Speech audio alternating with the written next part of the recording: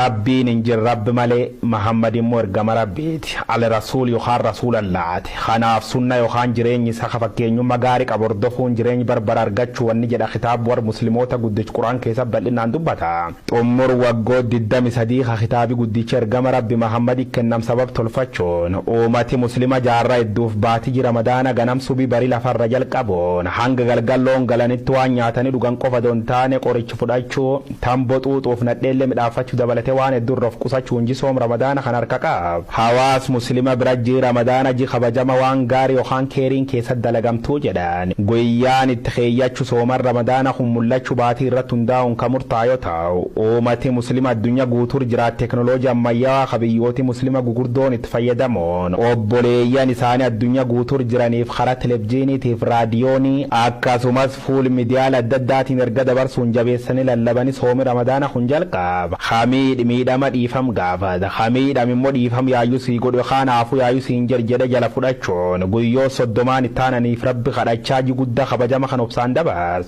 ramadaani barana kabar 1442 leen duub kibxa dabri jalqaboon ummati muslima rakkata gargaara nyaata akka shorbaa sambuusa buskuti mi'ooftu keemmiri fajabeesse nyaachuun hojii midhaaddu hojjete waan rabbii waltisaan fida keeri hojjechuu irratti argama soorata hawaasi muslima yeroo soomana kan itti gargaaram keessa teemmiris beekama ta'uu dubbata maaliif gaafii jettu BBC'n afaan Oromoo gabaas tokko midhaasa jennaan irra fudhadhe saniif qopheessuuf murteesse teemmiriin seenaa amantii islaamaa keessa bakka guddaa qaba firii muka fayyaa namaatiif faayidaa qabeessa'ee kajen namni amantaa ustaas haasarraajuu sunna jechuun duubwaan ergamaan rabbi nabiyyu Muhammad hojjaate dubbatee fargatan akkasumas hojiirra oolchan ta'uu ka dubbat namni amantaa kuni hammaleelle teemmiri kan lakkoofsisa irduu 5 3 yookaan 7 fayyadamuun barbaachisaa jedha dabri immoo nabiyyu Muhammad bakka bishaan hin jirre teemmiri fayyadama waan tureef firiin jaalatamaan kun amantaa islaama bira keessuma waqti sooma hiika guddaa qabaachuutti odeeffa hundaafuu duuba hordoftoota amantii muslima guyyaa soomana kan tokko 2-3 jechuun jalqaboon guyyoo 30 taananiif beela dheebuun dabar guyyaa 30 boriyyaa ta'e akkuma lafti bariite